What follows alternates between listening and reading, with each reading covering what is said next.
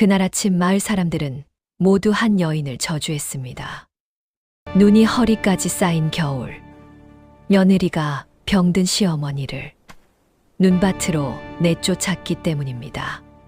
속옷 한 벌만 입은 채 늙은 마님은 눈길을 걸어 나갔고 사람들은 말했습니다. 저 며느리는 사람이 아니다. 오늘 이야기는 눈밭에서 시어머니를 쫓아낸 조선의 가장 독한 며느리에 대한 이야기로 들릴 수도 있습니다. 하지만 끝까지 들으시면 생각이 완전히 바뀌실 겁니다. 이야기 시작 전 우선 도담의담을 들러주셔서 감사합니다. 구독과 좋아요 한 번씩 부탁드립니다. 영상 제작에 큰 힘이 됩니다. 충청도 깊은 산골에 마을이 하나 있었습니다. 사방이 산으로 막혀 있고 읍내까지 나가려면 반나절을 걸어야 했습니다. 외지 사람이 잘 들어오지 않는 곳이었고 마을 사람들끼리 태어나고 죽고 결혼하고 자식을 낳으며 대를 이어온 그런 곳이었습니다. 봄이면 산 아래 개울이 넘실거리고 가을이면 들판이 황금빛으로 물들었지만 겨울이 오면 이 마을은 세상과 완전히 단절되는 것 같은 느낌을 주었습니다. 산길이 얼어붙고 눈이 허리까지 쌓이며 마을 안에서 일어난 일은 마을 안에서만 돌았습니다. 그 고립된 마을에서 최씨 집안은 특별한 존재였습니다. 기와집이 10채, 논밭은 수백 마지기, 마을 사람 절반이 최씨 집 소작인으로 먹고 살았습니다. 명절 때면 소작인들이 차례로 와서 인사를 올렸고 가뭄이 들거나 흉년이 지면 마을 사람들이 가장 먼저 찾아오는 곳이 최씨 집안 대문이었습니다. 최씨 집안이 기침 한 번 하면 마을 전체가 감기에 걸린다는 말이 있을 정도였습니다. 그런데 그 집안의 진짜 기둥이 누구였냐 하면 시어머니 박씨 마님이었습니다. 박씨 마님의 이야기는 이 마을에서 하나의 전설이었습니다. 마님이 32 되던 해 남편 최씨 어른이 갑자기 돌아가셨습니다. 아들은 겨우 8살이었습니다. 재산이야 있었지만 바깥 털은 없는 집안을 여자 혼자 이끌어 간다는 것은 그 시절엔 보통 일이 아니었습니다. 남편이 돌아가신 지 사흘도 채 지나지 않아 친척들이 모여들기 시작했습니다. 처음엔 위로한다는 명목이었습니다. 그런데 그들의 눈이 향하는 곳은 늘 안채 깊은 곳, 금고가 있는 방향이었습니다. 재산을 나눠야 하지 않겠냐는 말이 나왔고 여자 혼자 이걸 어떻게 감당하겠냐는 말도 나왔으며 아들이 장성할 때까지 우리가 맡아 관리해주겠다는 말까지 나왔습니다. 박씨 마님은 그들을 한자리에 불러 앉혔습니다. 그리고 조용하되 단호하게 말했습니다. 걱정해 주셔서 감사합니다. 하지만 이 집안일은 제가 합니다. 그것으로 끝이었습니다. 이후 박씨 마님은 혼자 집안을 이끌었습니다. 소작인들의 사정을 직접 챙겼고 장사 길목을 파악해 이웃 고을과 거래 관계를 새로 텄습니다. 쌀 한 톨배 한 필의 흐름도 마님의 손을 거쳤습니다.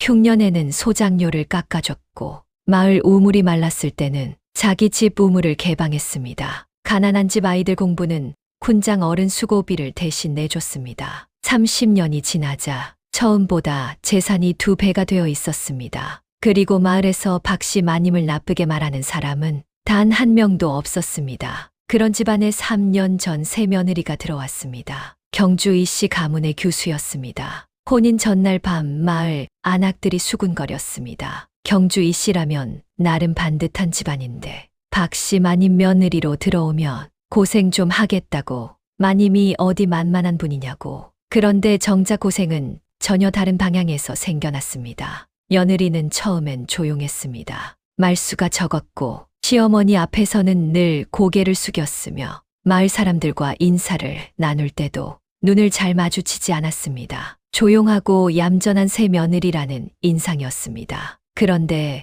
그 눈빛이 묘하게 달랐다고 마을 어른들은 나중에 돌이켜 말했습니다. 고개는 숙이고 있는데 눈은 어딘가를 계속 보고 있었다고. 처음 온 동네인데도 무언가를 이미 꿰고 있는 것 같은 눈빛이었다고. 하지만 그때는 아무도 그 눈빛의 의미를 알아채지 못했습니다. 시집 온 지 석 달째 되던 날이었습니다. 이른 아침 해가 채 뜨기도 전이었습니다. 마당을 쓸던 머슴 복돌이가 부엌에서 이상한 소리를 들었습니다. 자기 그릇이 산산조각 나는 소리, 그리고 잠시 뒤 시어머니의 낮은 신음소리, 복도리가 굳어버렸습니다. 쪽문 틈새로 조심스레 들여다보니 며느리가 시어머니의 아침 밥상을 통째로 엎은 뒤였습니다. 국물이 바닥에 흥건히 번지고 그릇 파편들이 사방에 흩어져 있었습니다. 시어머니는 아무 말도 없이 그 자리에 서 계셨고 며느리는 표정 하나 바꾸지 않고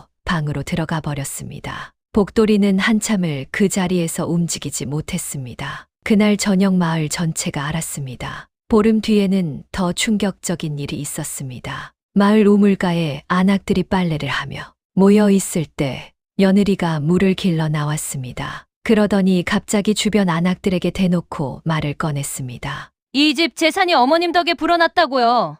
내가 들어오고 나서야 살림이 제대로 돌아간 것 아닙니까? 늙은 분이 뭘 하셨다고 주인 행세를 하시는지 모르겠소. 우물가가 순식간에 얼어붙었습니다. 안악들은 귀를 의심했습니다. 박씨 마님이 어떤 분입니까? 30년 동안 혼자서 이 집안을 일으킨 분인데 그분 앞에 대놓고 저런 말을 하다니 소문이 퍼지기 시작했습니다. 그런데 이상한 점이 있었습니다. 아무도 주목하지 않았지만 바로 그 즈음부터 최 씨 집단 밖에 낯선 발자국이 생기기 시작했습니다. 밤마다 담 주변을 지나는 수상한 발걸음, 집 안하인 하나가 외부인과 몰래 접촉하는 장면, 그것을 처음 알아챈 사람이 있었습니다. 바로 그 며느리였습니다. 하지만 이 사실을 우리는 훨씬 나중에야 알게 됩니다. 사람의 마음이라는 것이 묘합니다. 처음엔 반신반의합니다. 설마 그렇겠냐 싶습니다. 그런데 두 번째, 세 번째 비슷한 이야기가 들려오면 달라집니다. 그것이 사실인지 확인도 하기 전에 이미 그 사람에 대한 상이 마음속에 굳어버립니다. 최 씨 집 며느리에 대한 소문이 꼭 그랬습니다. 밥상을 엎었다는 소문, 우물가에서 독한 말을 했다는 소문에 시간이 지나면서 새로운 이야기들이 덧붙었습니다. 시어머니께 드리는 반찬이 너무 적다더라. 바깥 나들이도 못하게 한다더라. 며느리가 들어온 이후 마님 안색이 안 좋아지셨다더라. 일부는 사실이었을 겁니다. 일부는 과장이었을 겁니다. 일부는 아무도 직접 본 사람이 없는데 돌고 도는 이야기였을 겁니다. 그런데 사람들은 이미 결론을 내려놓고 있었습니다. 그러니 어떤 이야기가 들려와도 그 결론에 맞춰 해석하게 됩니다. 며느리가 마님께 무언가를 드리는 걸 본 사람이 있다 해도 저러다 또 무슨 짓을 하겠지라고 생각하게 됩니다. 한번 굳은 이미지는 쉽게 깨지지 않습니다. 그 사이 아무도 주목하지 않은 것들이 있었습니다.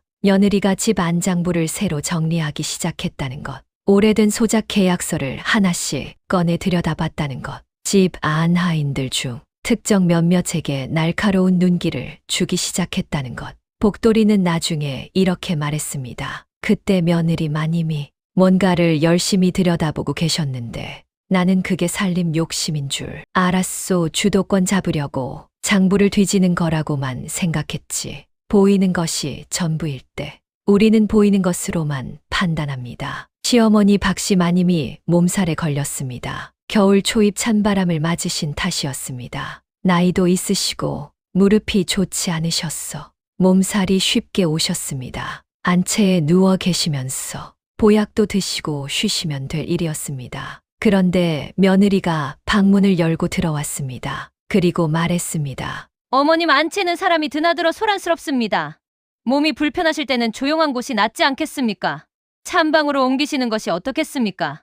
방에 함께 있던 몸종 갑순이는 그 말을 듣고 귀를 의심했습니다. 찬방이 어떤 방입니까? 마당 구석에 위치한 물건을 보관하는 방이었습니다. 바닥에 온돌도 없었고 겨울이면 벽에 서리가 맺혔습니다. 몸살이 든 사람도 버티기 어려운 그 방으로 나이 드신 시어머니를 보내겠다는 것이었습니다. 갑순이가 나서려는 순간 며느리의 눈빛이 그 발을 멈추게 했습니다. 화가 나 있는 것도 아니고 차갑게 굳어 있는 것도 아니었습니다. 뭔가 다른 것이 담겨 있었습니다. 갑순이는 나중에 그 눈빛을 이렇게 설명했습니다. 지금 생각해보면 그 눈이 굉장히 빠르게 무언가를 계산하고 있었던 것 같소. 그때는 그걸 냉담함으로 봤지만 박 씨 마님은 아무 말씀이 없으셨습니다. 그저 천천히 자리에서 일어나 지팡이를 짚고 조용히 찬방으로 걸어가셨습니다. 이 소식이 퍼지자 마을 훈장 어른이 혀를 찼습니다. 저런 독한 여인은 내 60평생에 처음 봤다. 저 집안 머지않아 망하겠구나. 마을 어른들 사이에서는 관아에 고해야 한다는 말까지 나왔습니다. 그런데 며느리는 꿈쩍도 하지 않았습니다. 욕이 들려와도 손가락질을 받아도 마을 사람들이 눈을 흘겨도 그 얼굴이 흔들리지 않았습니다. 오히려 더 담담해졌습니다. 사람들은 더욱 확신했습니다. 정말 독한 여자다. 양심이라는 게 없는 사람이다. 그 무렵 며느리는 밤마다 혼자 밤을 새우고 있었습니다. 집 안장부와 예전, 토지 문서를 펼쳐놓고 촛불 아래 혼자 앉아 무언가를 대조하고 있었습니다. 그 며칠 동안 며느리가 거의 잠을 자지 않았다는 것을 아는 사람은 갑순이뿐이었고 갑순이도 그것이 무엇을 의미하는지는 몰랐습니다. 저 독한 여인이 재산을 가로채려고 저러나 보다 생각했을 뿐입니다. 이 이야기에서 의외로 중요한 인물이 바로 남편 최 씨입니다. 최 씨는 마음씨 나쁜 사람이 아니었습니다. 어머니를 사랑했고 마을 사람들에게도 친절했습니다. 그러나 결단력이 부족한 사람이었습니다. 어머니 앞에서도 쩔쩔맸고 아내 앞에서도 쩔쩔맸습니다. 아내가 시어머니를 찬방으로 보낸 날, 최 씨는 아내를 불러 세우려다 눈이 마주치고는 그냥 헛기침만 하고 자리를 피했습니다. 훗날 그는 이렇게 말했습니다. 그 눈빛이 무서운 게 아니었소. 뭔가를 꿰뚫어 보는 것 같아서 무서웠던 거요. 내가 뭘 말하든 그 말의 빈틈을 이미 알고 있을 것 같은 눈빛이었소. 꿰뚫어 보는 눈빛. 이 표현이 이 이야기에서 계속 등장합니다. 복돌이도 비슷한 말을 했고 갑순이도 비슷한 말을 했으며 마을 어른들도 그 눈빛이 뭔가 달랐다고 했습니다. 그런데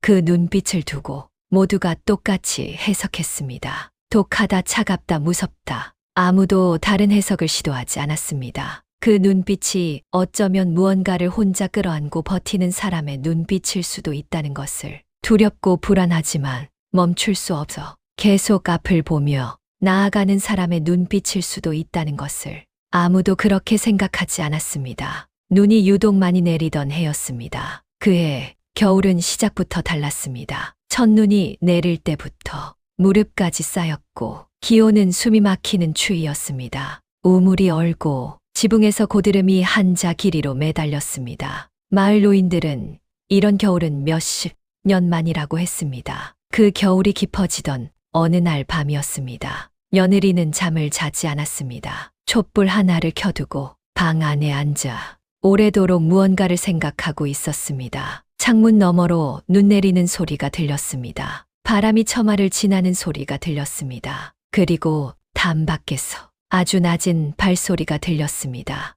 며느리는 촛불을 껐습니다. 어둠 속에서 한참을 가만히 앉아 있었습니다. 숨소리까지 죽인 채로 그때 물을 가져다 드리러 방문을 열었던 갑순이가 캄캄한 어둠 속에 며느리가 혼자 앉아 있는 것을 보고 그 자리에서 얼어붙었습니다. 며느리가 소리도 없이 말했습니다. 갑순아, 내일 아침에 내가 할 일이 있다. 갑순이는 그날 밤 며느리로부터 어디로 가서 누구를 만나 무슨 말을 전하라는 지시를 받았습니다. 갑순이가 떨리는 목소리로 무슨 일이 있는 거냐고 묻자 며느리는 한동안 말이 없다가 낮게 말했습니다. 내가 알면 내가 위험하다. 그냥 시키는 대로만 해다오. 갑순이는 그날 밤 잠을 자지 못했습니다. 다음 날 아침 마을 사람들이 활동을 시작하는 시간이었습니다. 최 씨 집 대문이 열리더니 며느리가 나왔습니다. 뒤따라 소못 한 벌만 걸친 시어머니 박 씨 마님이 나오셨습니다. 며느리가 대문 앞에 서서 냉정하게 말했습니다. 어머님, 이제 이 집에서 쓸모없는 분은 나가셔야지요. 마을 사람들이 멈춰 섰습니다. 눈길 위에 마님이 서 계셨습니다. 지팡이를 짚고 있었지만 눈이 쌓인 길이라 발이 푹푹 빠졌고 소못 한 벌로 그 추위를 버티기엔 너무 얇았습니다. 마을 안악 하나가 달려가려 했지만 며느리의 눈빛이 그 발을 멈추게 했습니다. 노인들이 며느리를 향해 소리쳤습니다. 하늘이 두렵지 않소. 저 어른이 어떤 분인데. 마을 안악들은 소리내어 울었습니다. 며느리는 아무 대꾸도 하지 않았습니다. 박씨 마님은 돌아보지 않으셨습니다. 한 발 한 발 지팡이를 짚으며 눈길을 걸어 나가셨습니다. 그 뒷모습이 작아질수록 마을의 분노는 커졌습니다. 며느리는 대문을 닫았습니다. 표정 하나 변하지 않은 채로 문이 닫히기 직전.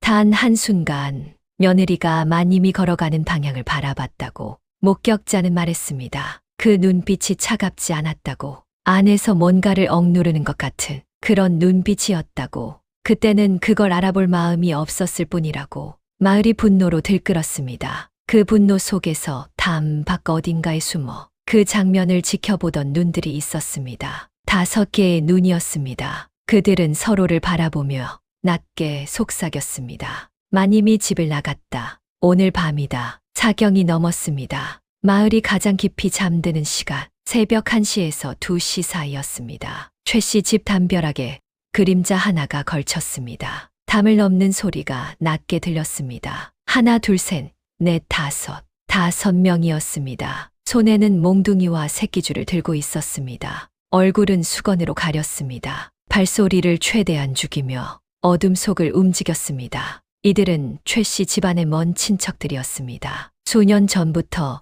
이 집 재산을 노리며 기회를 엿보던 자들이었습니다. 집안에 정탐꾼을 심어 내부 사정을 파악했습니다. 재산 문서가 어디 있는지, 금고 열쇠를 누가 쥐고 있는지, 집안 사람들 중 누가 얼마나 충성스러운지를 샅샅이 알아냈습니다. 그들이 내린 결론은 하나였습니다. 이 집의 진짜 재산권은 박씨 마님이 쥐고 있다. 마님만 손에 넣으면 열쇠와 문서를 빼낼 수 있다. 그리고 오늘 마님이 집에서 쫓겨났다는 소식이 낮에 들어왔습니다. 그들은 확신했습니다. 오늘이 기회다. 마님이 없고 집안이 뒤숭숭한 지금이 가장 좋은 때다. 그들은 먼저 찬방으로 향했습니다. 없었습니다. 안채를 살폈습니다. 없었습니다. 사랑채 부엌 광 헛간, 집 안 구석구석을 뒤졌습니다. 박씨 마님은 어디에도 없었습니다. 5명이 마당 가운데 모여 수군거리기 시작했습니다. 그 순간이었습니다. 횃불이 일제히 켜졌습니다. 마당이 대낮처럼 환해졌습니다. 며느리가 마당 한가운데 서 있었습니다. 그 양 옆으로 미리 자리를 잡고 기다리던 장정들이 있었습니다. 면장 어른도 보였고 포졸들도 있었습니다. 며느리가 조용히 말했습니다. 기다리고 있었습니다. 5명의 침입자들은 그 자리에서 굳어버렸습니다. 동이 트자 포졸들이 5명을 포박해 끌고 나갔습니다. 마을 사람들이 하나둘 모여들었습니다. 무슨 일이냐? 밤새 무슨 소리가 났냐? 저 포박당한 자들이 누구냐? 며느리가 마당 한가운데 서서 처음으로 모든 것을 말했습니다. 2달 전이었습니다. 처음 낌새를 챈 것이 집을 드나드는 낯선 발자국이 있었습니다. 처음엔 하나였는데 시간이 지나며 둘셋으로 늘었습니다. 담 밖에서 밤마다 수군거리는 소리가 들렸고 결정적으로 집 안하인 하나가 외부인과 몰래 만나고 있다는 것을 알게 됐습니다. 며느리는 그 하인이 무엇을 넘겼는지를 역추적했습니다. 장부를 뒤지고 토지 문서를 확인하고 재산 관련 기록을 샅샅이 살폈습니다. 그리고 이들의 계획이 무엇인지 파악했습니다. 박씨 마님을 인질로 잡아 재산 문서와 열쇠를 탈취하려 한다는 것. 며느리는 아무에게도 말하지 않았습니다. 말이 새어나가면 그들이 계획을 바꿉니다. 증거 없이 고발하면 오히려 역효과가 날 수 있습니다. 그들이 자기 발로 덫속에 들어오게 하려면 계획이 진행된다고 믿게 해야 했습니다. 그러려면 마님이 실제로 집에 없어야 했고 마을 사람들 모두가 보는 앞에서 마님이 쫓겨나는 장면을 연출해야 했습니다. 그 소식이 반드시 그들에게 닿아야 했으니까요. 며칠 후 며느리는 마님께 조용히 말씀드렸습니다. 이유는 지금 다 말씀드리기 어렵지만 며칠 동안 가까운 절에 가서 머물러 주실 수 있겠냐고 말을 했습니다. 마님은 며느리를 오래 바라보셨습니다. 그리고 말없이 일어나 짐을 꾸리셨습니다. 마님은 나중에 이렇게 말씀하셨습니다. 그 아이 눈을 보면 알 수 있었다. 뭔가 무거운 것을 혼자 들고 있다는 것을 내가 도울 수 있는 방법은 그냥 믿고 따라주는 것이었다. 밥상을 엎은 것도, 우물가에서 독한 말을 한 것도, 찬방으로 보낸 것도, 눈밭으로 내쫓은 것도 모두 소문이 퍼지도록 하기 위해서였습니다. 그 소문이 그들의 귀에 닿도록 저 집 며느리는 시어머니를 쫓아냈다. 마님이 없다. 지금이 기회다. 덫은 정확히 들어맞았습니다. 복돌이는 그 자리에서 주저앉았습니다. 마을 사람들은 말문이 막혔습니다. 훈장 어른은 두 손을 부들부들 떨었습니다. 며칠 뒤 절에서 박씨 마님이 내려오셨습니다. 마님의 얼굴은 오히려 전보다 더 편안해 보이셨습니다. 마을 입구부터 사람들이 모여들었습니다. 죄송합니다. 마님, 우리가 아무것도 몰랐습니다. 마님. 눈물을 흘리는 사람도 있었습니다. 마님은 조용히 손을 들어 사람들을 달랬습니다. 최씨 집 마당이 사람들로 가득 찼습니다. 마님이 며느리 앞에 천천히 걸어왔습니다. 주름진 두 손으로 며느리의 두 손을 잡았습니다. 마당이 조용해졌습니다. 바람이 지나갔습니다. 처마의 고드름이 살짝 흔들렸습니다. 그 고요가 오래도록 이어졌습니다. 마님이 입을 여셨습니다. 이 아이는 독한 것이 아니라 나보다 더 큰 어른이었다. 그 말이 끝나는 순간 며느리가 무너졌습니다. 소리도 없이 무너졌습니다. 두 달이었습니다. 밥상을 엎으면서 속으로 사귀던 시간, 우물가에서 독한 말을 내뱉으면서 안으로 삼키던 고통 마님을 찬방으로 보내면서 눈밭으로 내보내면서 마을 사람들의 욕을 들으면서도 아무에게도 말할 수 없었던 시간, 아무도 알아주지 않을 각오를 한 채로 버텨온 두 달이 한꺼번에 쏟아졌습니다. 눈 위에 무릎을 꿇고 마님 품에 얼굴을 묻었습니다. 마당에 있던 사람들이 하나씩 둘씩 무릎을 꿇었습니다. 복돌이가 소매로 눈물을 닦았습니다. 훈장 어른은 흰 수염을 떨며 두 손을 모았습니다. 손가락질하던 안악들도, 관아에 고해야 한다던 노인들도 모두 무릎을 꿇었습니다. 바람이 지나가고 마당 가득 쌓였던 눈이 조금씩 녹기 시작했습니다. 그 후로 이 이야기는 오래도록 전해졌습니다. 단순히 지혜로운 며느리 이야기가 아니라 우리 자신에 대한 이야기이기 때문이었을 겁니다. 생각해봅니다. 밥상이 엎어지는 소리를 들었습니다. 우물가에서 독한 말을 들었습니다. 우리는 그 마을 사람들을 욕할 수 있을까요? 병든 시어머니가 찬방으로 가는 것을 봤습니다. 눈밭으로 내쫓기는 뒷모습을 봤습니다. 그리고 확신했습니다. 저 여인은 아주 나쁜 사람이라고. 우리라면 달랐을까요? 아마 아닐 겁니다.